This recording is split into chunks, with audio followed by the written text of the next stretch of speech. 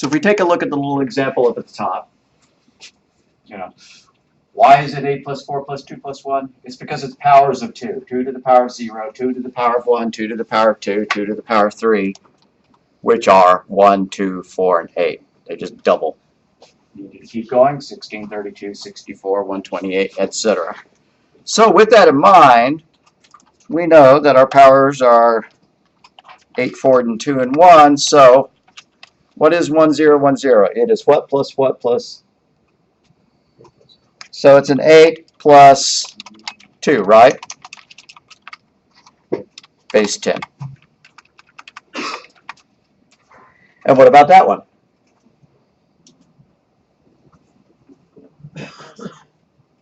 Yeah, did I hear 4 plus? Awesome. Okay, 4 plus 1 is equal to 5, base 10.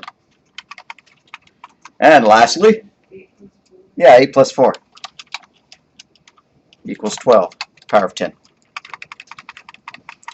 So converting hexadecimal to decimal, again we have these powers, 256, 16, and 1. Where did they come from? Again, they're just powers of 16. 16 to the power of 0 is 1. 16 to the power of 1 is 16. 16 to the power of 2 is 256. So making up our little handy guide. We also need to know, oh, I thought I put my little chart there about what A's and etc. meant. I guess I didn't. But we know that for decimal, the digits 0 through 9 are all the same as they are in hex. But that hexadecimal has a few extras. Few extra so-called numbers, digits. They have A, come on, B, C, D, E, and F, which consecutively equal, that's a 10, 11, 12, 13, 14, and 15. So with that in mind,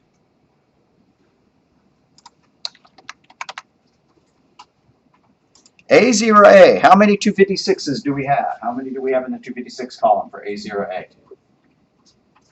We have 10, so it's 10 times 256. Plus, how many 16s do we have? None. So, and then how many 1s do we have? So we still an A, so it's 10 times 1. And if we want to simplify that, and by the way, if you get this part right, I don't even care if you add the numbers up, really, or if you get it wrong. You can always just whip out a calculator and add them up, but if you got them wrong, I wouldn't care as long as you got that part right, as long as it made it clear that you knew what you were doing. So 10 times 256 is 250, 2560 plus another 10 is 2570. If I got that wrong, let me know. And that's base 10. If you were really trying to write this for a paper or something and you wanted to make it easier to read, you could always, you know, kind of subscript the little base 10 part. But who cares? All right, how about that one? How many 256s do we have in this one? We have 1. So 256 plus, how many 10s do we have? Excuse me, I cheated there, or made a mistake there. How many 16s do we have? 10. So 10 times 16, 160, doing it in my head. And how many 1s do we have? 15. Okay. And seeing as how I don't want to botch adding those together, I'm going to let Google do it for me. Supposedly it's 431.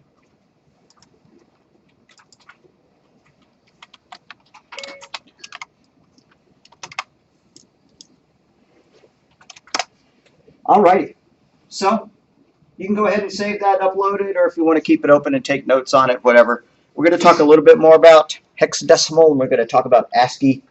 So, and then we'll go on from there. So what I want to do is I want to make it a little chart. I really thought I had it up there, of binary, decimal, and hexadecimal values. So if we have this 0, 0, 0, 0, 0, 0, 0, 1, 0, 1, excuse me, 0, 0, 1, 0.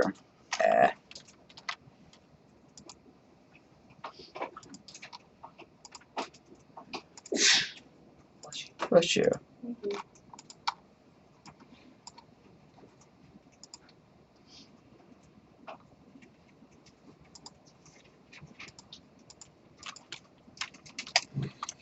Zero zero one one 0 1 0 0 0 1 0 1 0 1 1 0 and then 0 1 1 1.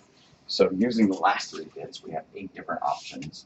But we're going to use not the last 3, but we're going to go ahead and do the others as well. So 1 0 0 0 on this side, 1 0 0 1, 1 0 1 0, 1 0 1 1, and on an exam, I would certainly give this chart to you so you did not have to take your time to do it.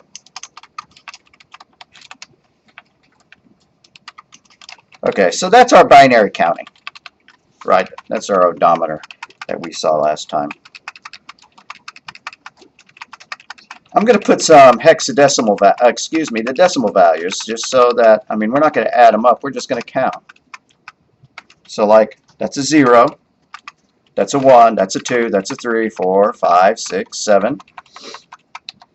And if you don't want to type this in, that's fine. You know, I'm going to upload this as notes at the end of the class. 8, 9, 10, 11, 12, 13, 14, and 15. So we have binary values, we have decimal values, and then we're going to do hex values in the last columns.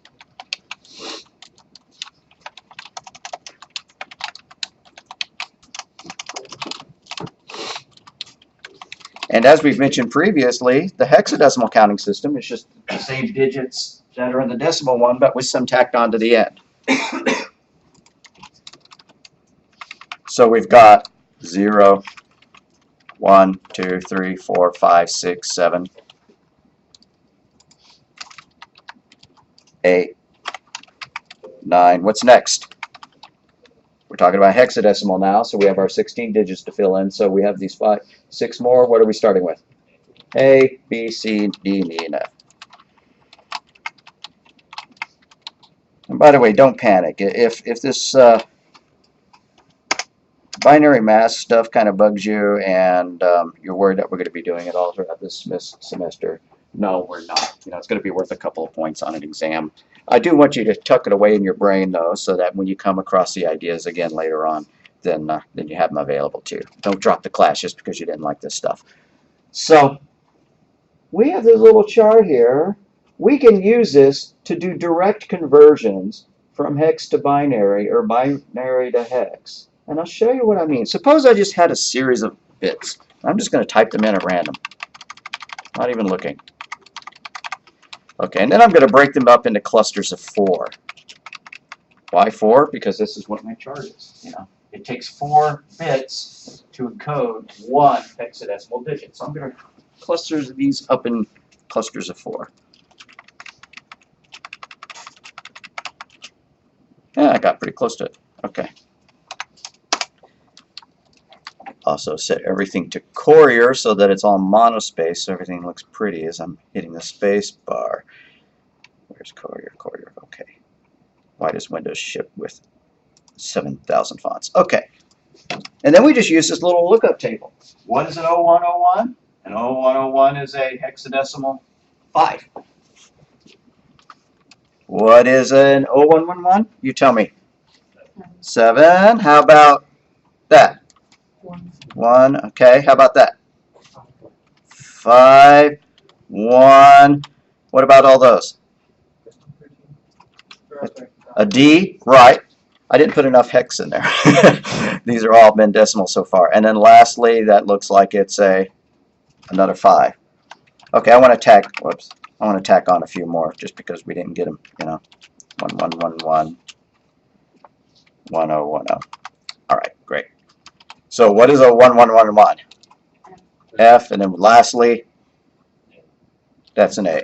Okay, so That was pretty easy. As long as you have that chart there, it's real easy to convert from a string of bits down to their hexadecimal equivalents. You can do it the other way just as fast. I'm going to type some hexadecimal numbers. FAD 0, 1, 2, 3. I'm just going to kind of space them out as I did there. So what is an F in binary? It's 4, 1, 1, 1, 1, 1. How about A? 1, 0, 1, 0. And a D is a 1, 1, 0, 1. Right? Everybody's catching on even though I'm not pointing the cursor at the right answers. What's a 0? And a 1 is a 0, 0, 1. And a 2, well, 0, 0, 1, 0. And a 3 is a 0, 0, 1, 1. Okay, so we have converted from hex to binary, and we have converted from binary to hex very quickly. So I want you all to do the same thing. I don't care if you do it on paper or what, but I'm just going to type in some binary digits.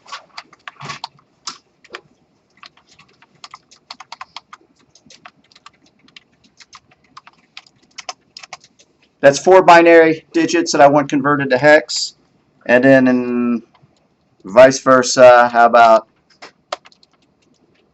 6ACE? That's a separate problem. It's not that those are the same, right? Okay.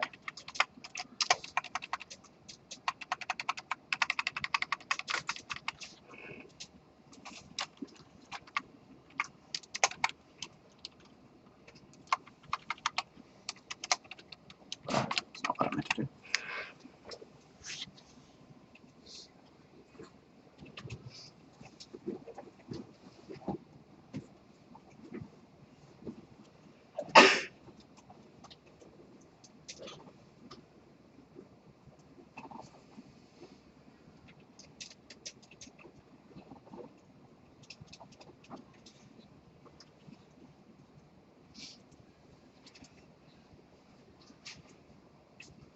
Alrighty, who's got the first line done? What does that equal to?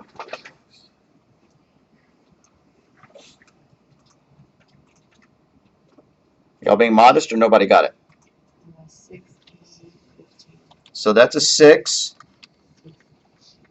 E, 1, and what was that one? 5. A 5. Okay, so 6E, 1, 5. Yeah, 6E, 15. I see why you said that now. Cool. Alrighty.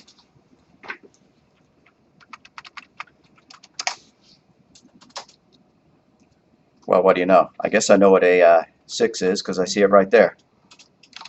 0110. What's an A? 1, 0, 1, 0. 1010. What's a C? 0, 1100. And what is an E? It's all ones followed by a 0. Okay. So that's kind of cool. You don't have to do any math to do it. I like it. I'm going to show y'all how to convert a decimal number to binary, but I'm not going to ever ask y'all to do it. I just want to show you the mechanism, the process you follow. There's kind of like a hard way, and then there's kind of an easy way. So say I had the number 248 in base 10, and I wanted to convert it to binary, to base 2. Now here's the way I did it before I learned the right way. I'd write those powers out, 1, 2, 4, 8, 16, 32, 64, 128, and 56. And I'd go, okay, well, it looks like there's 128 in it, so I'm going to subtract 128 from this, and I'm going to get 92 or whatever. And okay, there weren't any, and then okay, I guess there's a 48 in it, and so I, put a 1 in the 48 column and subtract 48. So, now that's not how you do it. Or, I mean, that's not wrong, but it takes much longer than the process I am just about to show you. Can y'all see if I write on this whiteboard, or is the glare too bad and I need to go back and turn the lights on and this off? Like this. Can you see the smile? Yay or nay? Okay, so scroll this down. What number did I say I was going to convert? 248, something like that. 249. 248? Oh, yeah. That's slightly better. What you do is you just keep dividing by 2 and taking note of the remainders. So 248 divided by 2 is 124. And it was an even number, right? So there was no remainder. Divide by 2 again. 124 is 62. Was there a remainder that time? No, it was an even number because an even number divided by 2 gives no remainder. How about 62 divided by 2? What is that? 31. Still no remainder because it was an even number, but this one's not an even number, so we'll see what happens. If you divide 31 by 2 and round down, what do you get? 15, but you did get a remainder. You got a remainder of 1. 1 was left over. This one's also odd. So divided by 2 again, 15 divided by 2, round down is 7, and you had a remainder of 1. Do the same thing. Divided by 2, 7 divided by 2 is 3, rounded down with a remainder of 1.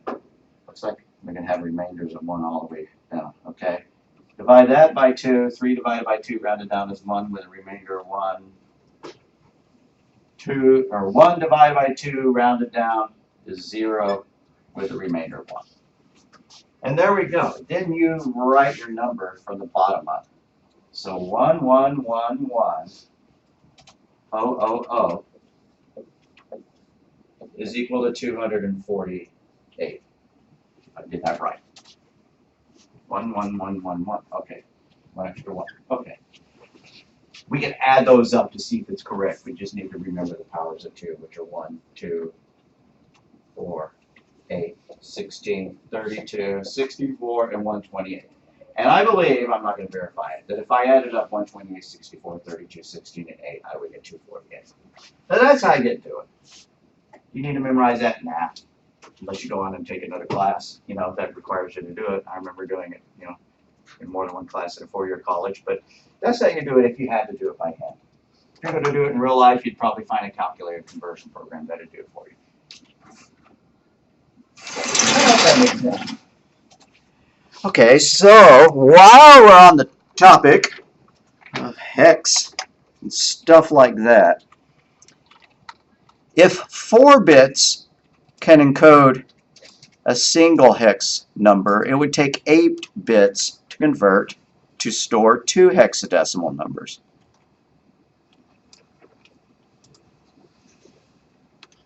So going from 0000, 0000, all the way up to 1111, 1111. That would be hexadecimal digits 00, and that would be hexadecimal digits FF, which give us 256 different possibilities.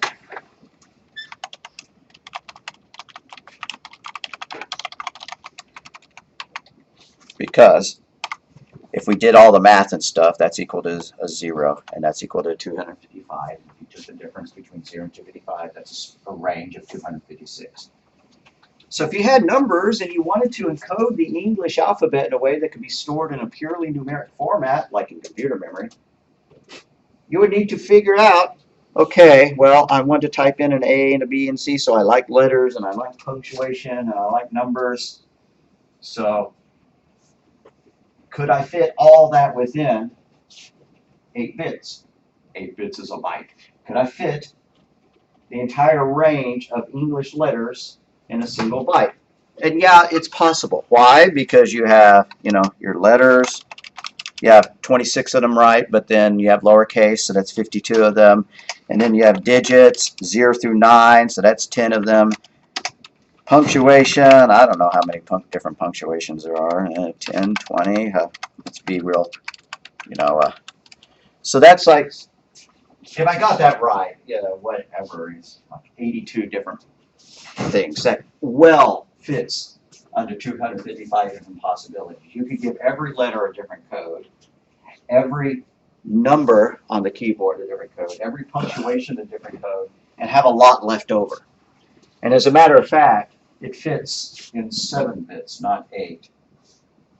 And So when people did that, some of them created it and called it ASCII. There were other versions of it, but this stands for the American Standard Code for Information Interchange, and the entire world wound up using it.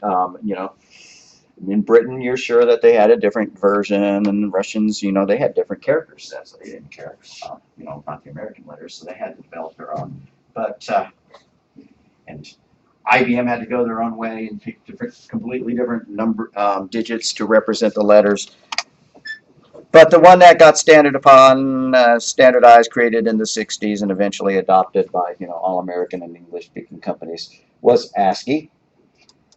And the way it works is each letter of the keyboard gets assigned a different byte value, so that when you press an A, it sends, you know, a byte to your computer. And if you press a B, it sends a different byte. And if you press a C, it sends a third byte, and so on. And we can look those up. And I know that I briefly hit this last time, but if you go to Google and type in ASCII Chart or ASCII Table, and you just pick one at random, I always seem to pick the one that's either kind of blurry or it's written in Spanish. Nah, this one looks okay. Well, it's kind of blurry, but it'll do the trick. You can see that it's got both a decimal column and a hexadecimal column. What I'm worried about here are the hexadecimal values. So if I wanted to spell out ace or fate, F-A-T-E, or rose, R-O-S-E, and I wanted them stored, if I wanted to write them down the way that they're stored in computer memory, I would look up the R for rose, and it's a hexadecimal 52. So I would go and I would write a 52. Then I would find the O, and an O is a 4F, so the next byte is a 4F. And the S, the next byte, is a 53. And then an E, the next byte, is a 45. And it looks like I pretty much just about managed to, in fact I did, completely avoid all the ones that had the letters, the hexadecimal letters in them, except for the O, right? So, what if you wanted lowercase letters rather than uppercase letters? Well, the lowercase letters are in the next column. So the word rose would be spelled out 72, 6F, 73, and then 65. Let's validate that that's the truth. I need to type that stuff up first so that I can remember it.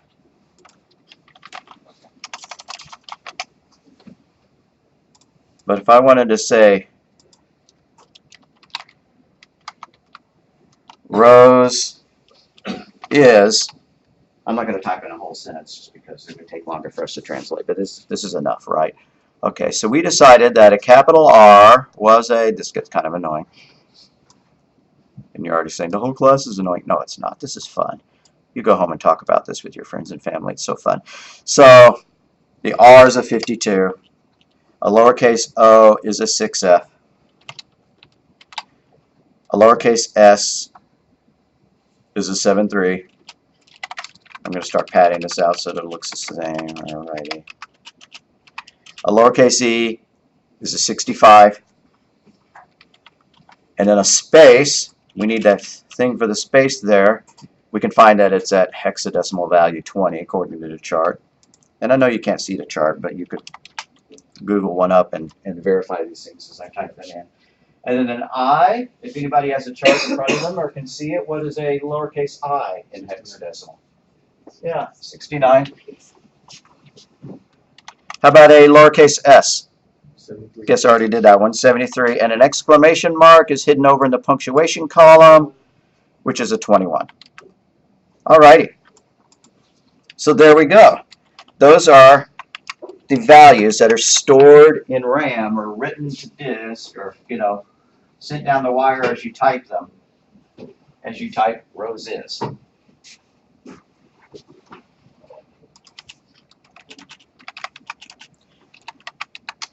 Yeah, if I was going to keep going, I would, but Rose is awesome or fun or great or whatever. No, but that's enough.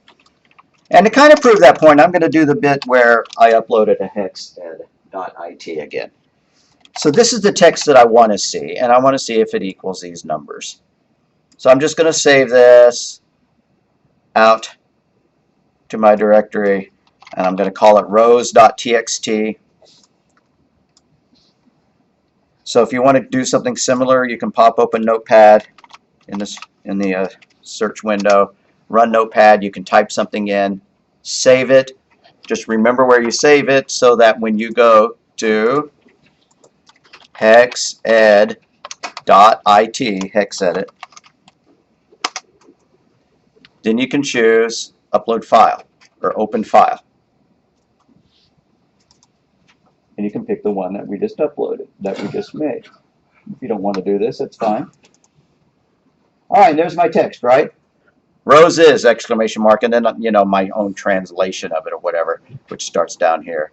So sure enough, these bytes, 52, 6F, 73, 65, 20, 69, 73, 21, and then when we hit enter, a 0D and a 0A, a pair of bytes, were written out, which stands for carriage return and then line feed, like on an old typewriter. If we wanted to change some of these, what if I don't like that exclamation mark? I could go to the ASCII chart and find a question mark code instead. The question mark is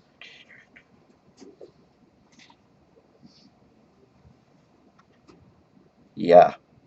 Somebody spotted it yet? I don't know. Alrighty, there it is. Okay, so it's 3F. So if I go and change that 2-1 there to 3F,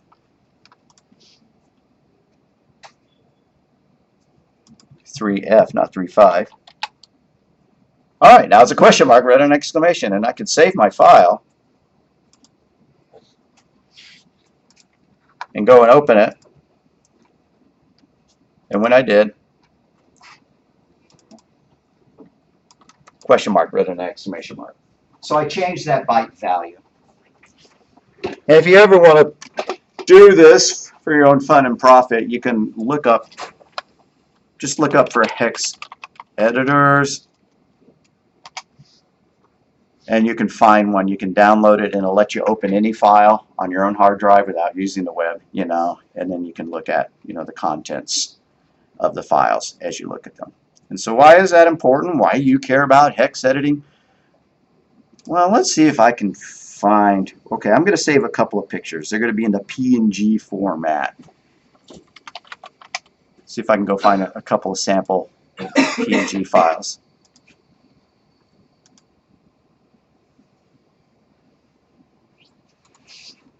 And I'm going to save it to disk. Just going to save it to the desktop. I'll delete it later. Let's find another one.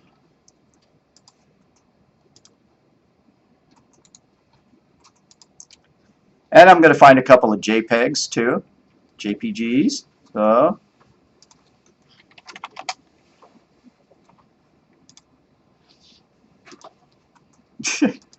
all right.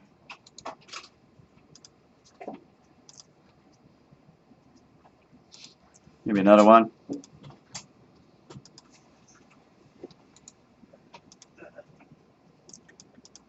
All right. So if I load those up in Hex Edit, open the file. I want one of my PNG files. Well, let's do the JPEG there first because it's just sitting there. This is what's known as the header of the file.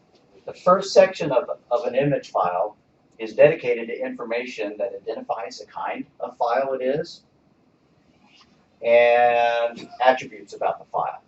And the same is true like of MP3 files, or if you have some .avi movie files or whatever. You can open them up in a hex editor and you can look at their header.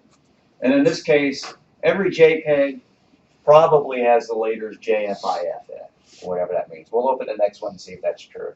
So, just taking little bitty notes for ourselves. I'm going to see if I can copy this stuff and paste it in the Notepad so I can compare it to the next one. Or why don't I just pull that to the side, leave it alone for now, go back to Hex Edit and look at the next one.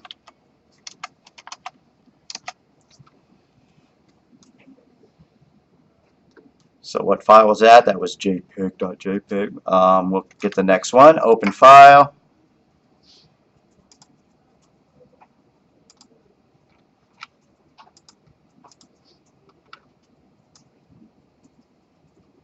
JPEG example. Alrighty, let's open that one up. Looks very similar, right? It's got that JFIF in it. Let's take that one, slam it to the other side, see if we can get them both going at the same time.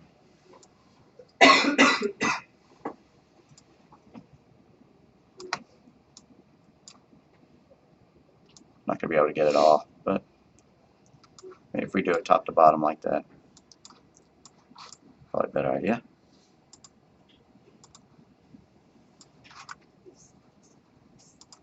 That didn't work. Alright, anyways. Okay, so if we look at the header, we can see that they're very, very, very similar.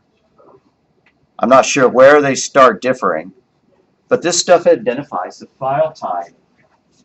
And yeah, they start differing, you know, at a certain point. Parts of the header will say, okay, this is encoded using whatever kind of compression scheme, and it supports this many different kind of colors. And you probably know that if you take a picture and you upload it, well, if you take a picture, it's got stuff embedded in it that identifies the camera model and, you know, what kind of lens was used on it and stuff like that. Some of them even store GPS location on it, which is kind of a security, privacy concern to you. If you take a picture with your smartphone and you upload it to let other people look at, if the site that you upload it to does not strip out the personally identifying information, then since, you know, these iPhones and these Android phones tag your photos with GPS information, then somebody else could look at your photo and find out where it was taken. So things like Flickr and, you know, Facebook and stuff like that do strip that location information out as you upload it. I believe that to be true. But just be warned, you know, if you ever, you know, mail somebody a JPEG, that somebody could open it with the right tools and find out the GPS location on it. So if you ever care, fine. So let's look at the PNG files, and then we'll be done with that little lecture part. PNG file looks like okay, good, I do have two of them. That's one of them. Let's look at the other one. PNG just stands for Portable Network Graphics. It was invented after JPEGs. The point about PNGs is that they are not compressed. You know, if you ever have saved and edited a JPEG, and then, you know, sometimes you'll notice that there are the kind of the noise around the spots, you know, around the transitions from one color to the next. Those are artifacts of the compression system that JPEG uses. The reason they do that is so that they make a smaller file size. Sometimes you don't want your files compressed. You want exactly what you created in your Paint program to be what other people see, and those are the PNG files. Alrighty, and so if we look at these headers, yeah. So if you got a file and it didn't have a file extension, or if you were looking at a stream of bytes, you know, going across a router, and you saw that the first three letters there, four letters, were that little funny E with the umlaut and then the PNG and I header, you'd know that it was a PNG file. As opposed to if you saw the one that said JFIF run across, you'd know that that was an image file. And MP3 files and movie formats and stuff like that all have their own header types. We could look at Word documents. Word documents have their own header types. PDF files have their own header types. PowerPoints or whatever. So you can identify a file if you know what you're doing by looking at the header of it.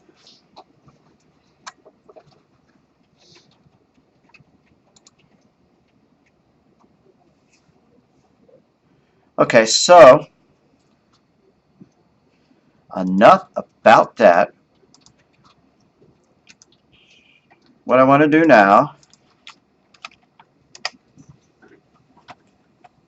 in just a second.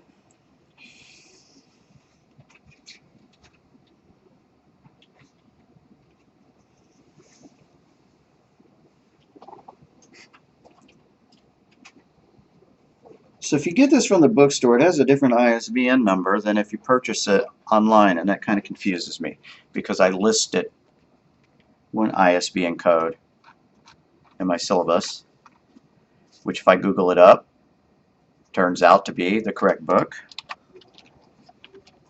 This is in response to a text message I got.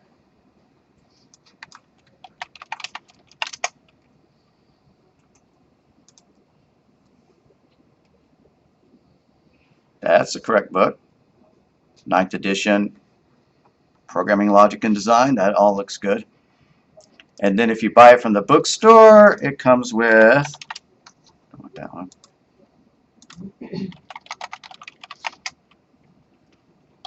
Let's look up his ISBN, which is 1337-27464. -X, whatever -X means. All right, and that's Mindtap, integrated LMS. So that'll work. So if you got that one and you were afraid to go ahead and enter it, go ahead and use it. Both of those codes work. I probably need to update my syllabus to say, you know, that that's an optional one that you might get depending on where you order it from. Ooh, that's pricey.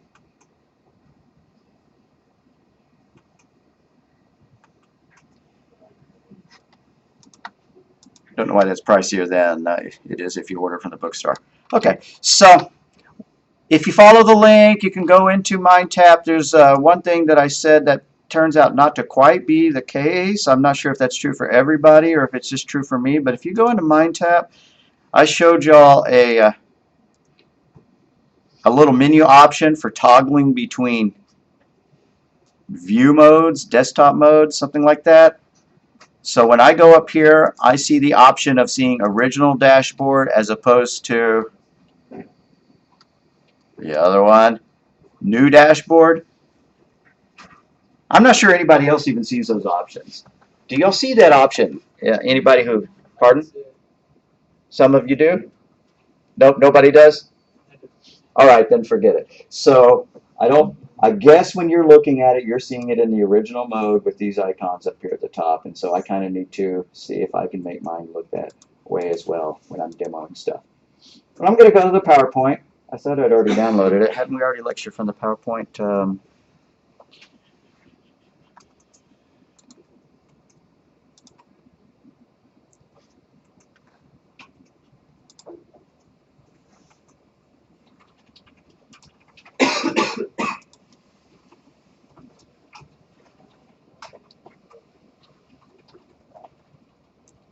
Guess I can't say that I think we have. Ah, yeah, we did. Okay.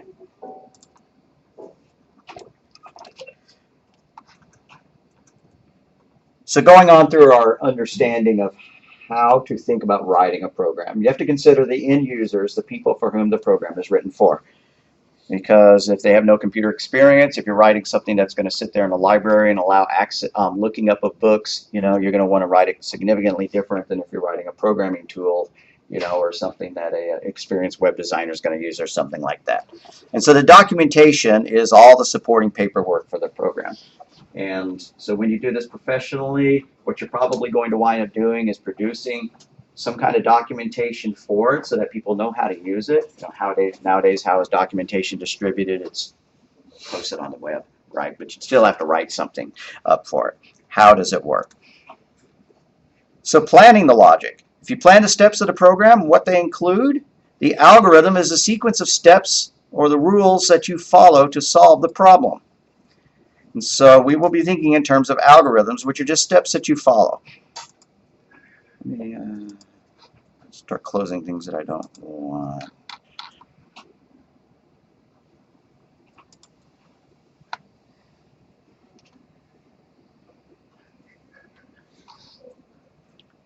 So, what is an algorithm? You can look up algorithms, and let's look up algorithm example here.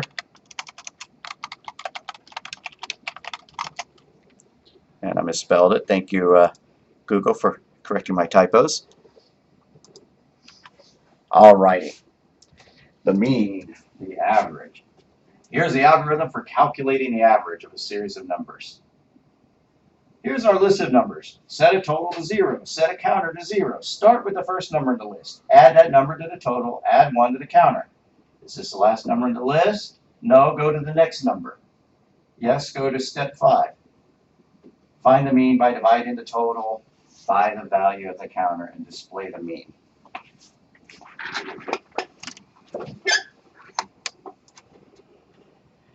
Desk checking is when you walk through the program's logic on paper before you actually write the program. Coding the program. There are hundreds of different programming languages available because a lot of people will use one style of language and then somebody will say, well, that doesn't quite do what I want it to do, and then I'm doing another one and see if it gets popular. And that's how all programming languages are invented. You know, either a company will create one for their own use, like Google has made programming languages, or somebody else will make one, try to distribute it, you know, to academic settings, and then it'll take off from there.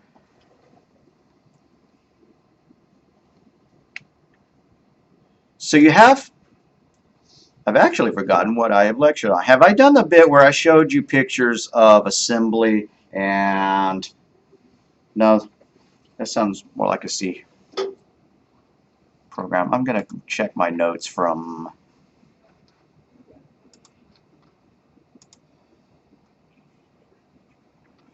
I think we stopped at the development cycle. okay, that sounds right.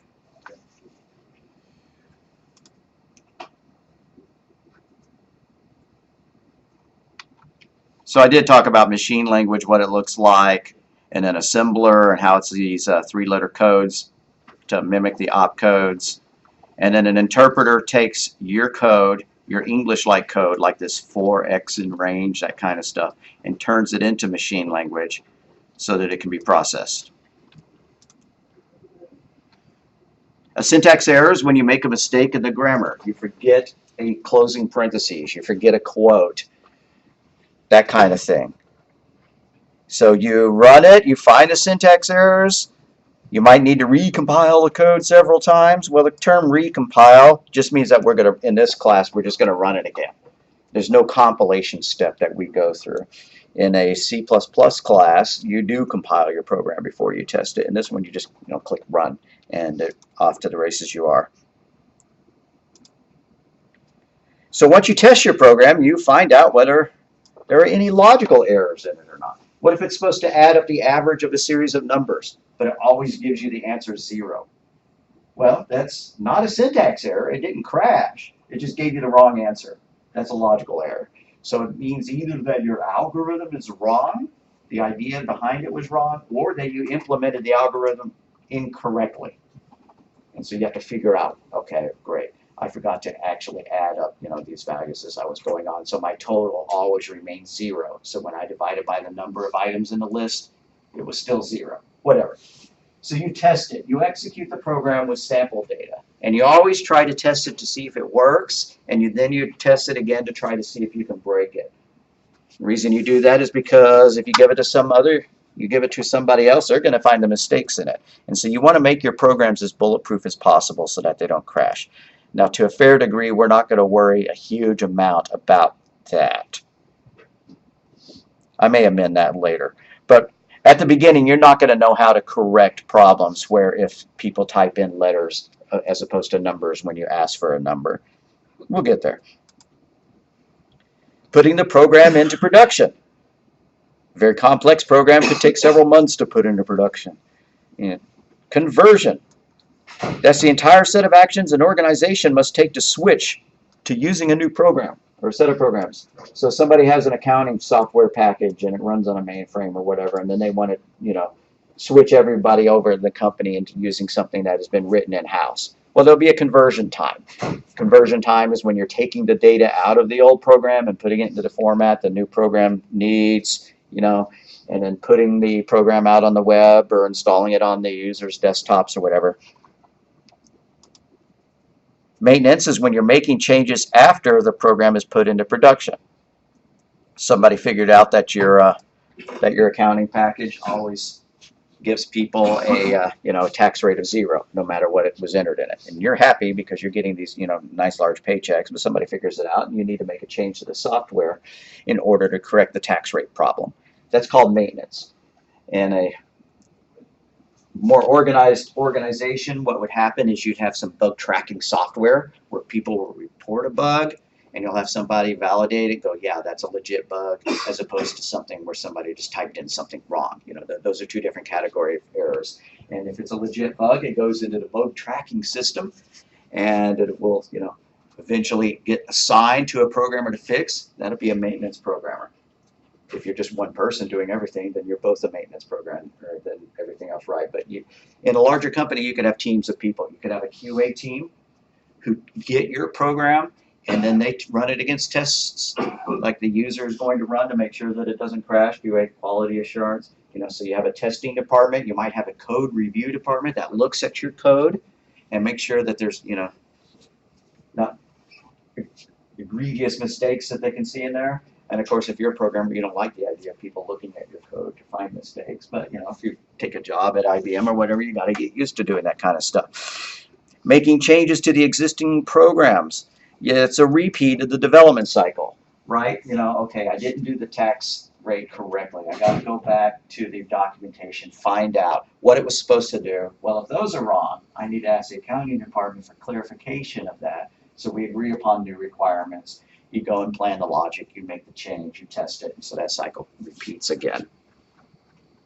The earlier you can catch a bug, the better off you are. So writing good requirements is a very useful thing. So when you're trying to figure out what your program's going to do, you need to figure out the logic of what's going to happen. You know, and at a certain point, you can handle a lot of this stuff in your head, but as programs get larger and larger and larger, more and more complex, you still need to figure out the organization and stuff like that. But anyway, so for tracking logic, for figuring out how the program's going to run, we're going to be talking in this class about two different tools. Neither one of these is an actual programming language. Pseudocode sounds like a programming language, but it's not. It's written in loosey-goosey English. You can kind of make it follow a syntax if you want, but it doesn't have to follow any specific syntax because it's not being typed into the computer and then a run button being clicked. So there's no precise grammar for it. So it's, you know, periods and quotes and stuff like that aren't going to matter when you're writing your pseudocode. And then the flow chart is a pictorial representation of the logical steps. So here's the pseudocode for if you want to write a program for doubling a number. Well, I want the user to type in a number. Input my number. Set my answer equal to my number times 2. And then output my answer.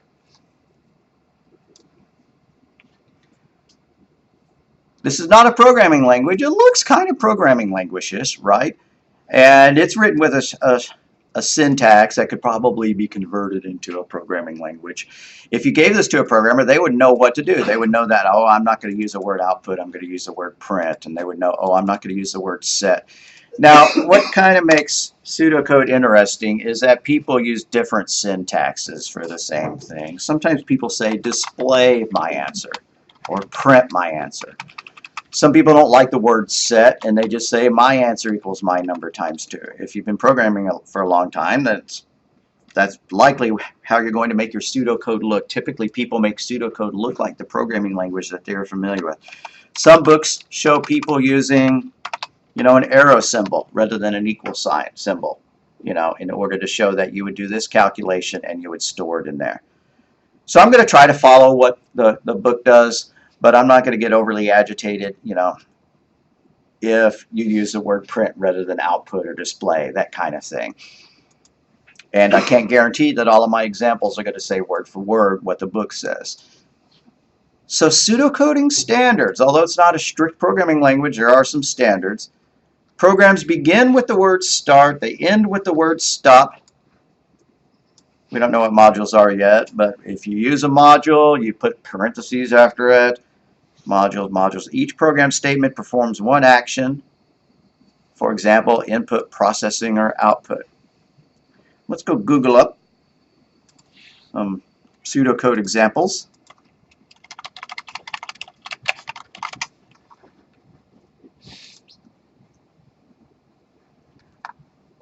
And we will see that when you Google up pseudocode examples, you see some stuff that I consider this an extraordinarily bad example because it's implying, or it's not implying, that you would change your pseudocode based on whether you were writing it for C as opposed to Pascal, as opposed to Fortran, as opposed to BASIC. No, you don't change your pseudocode based on the language that you're intending it to be implemented in. When you write pseudocode, you're intending it not to be done in a specific language. You're just writing logic that a programmer familiar with any language could then go turn into code. So that's a bad example. See if we can find a better one. Here's pseudocode for making a cup of tea. I like this top line. Organize everything together. Okay, great. Plug in the kettle. Put tea bag in cup. Put water in the kettle. Wait for kettle to boil. Add water to cup. Remove tea bag with spoon or fork. Add milk and or sugar and serve. Now this is really loosey-goosey, right? We're not saying how much water we're putting into the kettle. You know, we're not saying how much milk or sugar. If you're going to write this in a more programmerese way, there would be things like put water in the kettle, but it would be something like while kettle not full, add water. While kettle not full, add water. While kettle not full, add water. And it would repeat that until the kettle was full. Of course, you don't need an entire full kettle in order to, in order just to make one cup of tea. Add water to cup. While cup not full, pour water. While cup not full, pour water. So that would be a loop as well. Add the tea bag. I like this one. Remove the tea bag with spoon and fork. Do you do that just a second that you put the water in? Pour the water in, throw the tea bag away? No, you have to wait until the tea is done. So instead of removing tea bag with spoon and fork, immediately following add water to cup, you would need some kind of loop. Look at water. Is tea brown enough yet? No. Look at water. Is tea brown enough yet? Finally it is. Remove the tea bag. And then add milk or sugar. It doesn't say how much sugar to add, so add a certain amount of milk. Is tea light enough? Great. Stop. Else add more milk. That kind of stuff.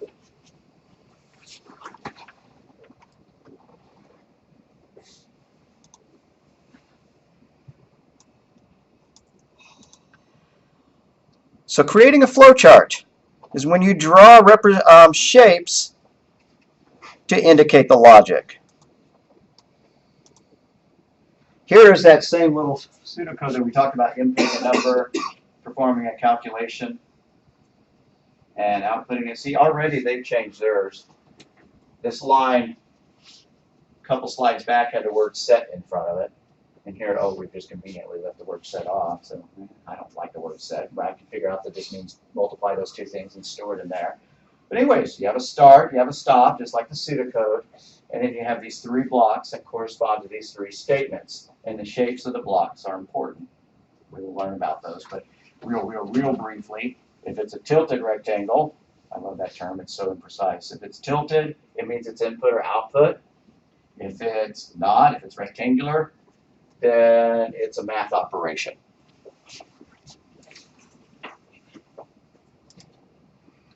So repeating instructions. Our program there only works for one number, right? You get to type in a number and it doubles it and it prints it and you're done.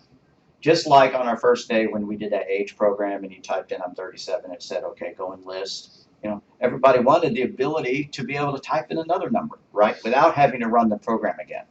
Imagine if you had to double, 10,000 numbers. You wouldn't want to have to click the run button 10,000 times.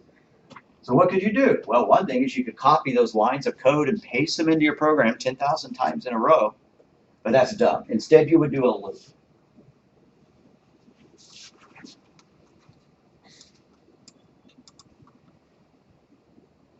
Here's what it would look like if you weren't going to do a loop. This is bad. Input a number. Multiply it, output it, input, multiply it, output, input it, multiply it, output. Looks great, right? What happens if later on your specs came out and you were really supposed to cube the number rather than, square the number rather than multiply it by 2? If that was the case, you would have to change the syntax for every single line, maybe 10,000 different times. And yeah, you might be able to do a search and replace, but that was an extraordinarily simple example. You don't want to just cut and paste code when you want something to happen more than once. Instead, you want to write it in the form of a loop.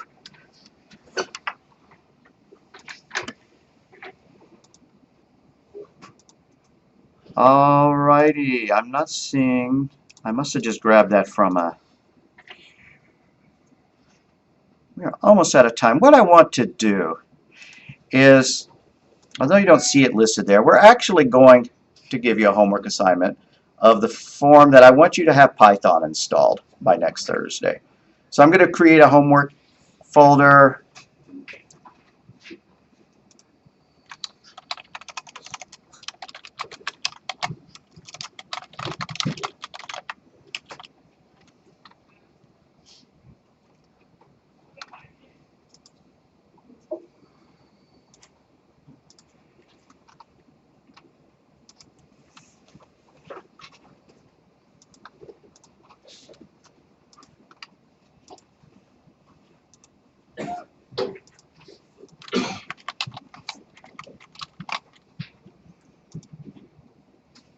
And I'll actually attach this as a Word doc to the folder so that you can find the instructions. But what I want you to do is to install Python on your computer at home or work or wherever you're going to be doing it. On the other hand, I realize that some people aren't going to be doing this stuff at home at all. But if you are, and like I said, I'll post this in a Word doc, you need to go to python.org, click Downloads, and then you're going to want to install the latest version, not the earliest version. And if you access this from a Mac, it'll go to a screen for downloading it from Mac rather than Windows or Linux or whatever. So then you just click the download button for the right version, save it, and run it, and let it do its thing. Now, I can't demo that because I don't have install rights on these computers, and neither do you. But you can do it on your computer at home. If you're not going to do this, so what I want you to do is to get that installed. Then, once you have it up and running, take a screenshot of it up and running, and paste that screenshot into a Word doc or save it as a Paint file or JPEG file or pretty much any format and upload that. Now, how do you take screenshots? Let's talk about that because I know that 3/4 of y'all know how, but some of y'all don't. Once you get the program working, go ahead and take a screenshot of your computer right here. You're not going to upload it or anything, but I guess we could make that the daily assignment, upload a screenshot. No, we already had that homework. So what you do is up there at the top, above the numlock button, above the numeric keypad, there's those 3 keys in the very upper right corner. One of them says print screen. Press print screen. Well, I didn't see it do anything. Well, that's okay. What it did is it saved the image into its memory so that you can do something with it. What is that something? Well, if you have Word installed, launch Word. I just typed in Word in the start box. And paste. However you like pasting. I like using Control-V to paste. And there, now I have an image of the screen. That would be proof that you installed Python. You don't like using Word? Just about every Windows computer in existence has Paint. So instead you launch Paint and paste it into it. And then you do a save and you upload that into it.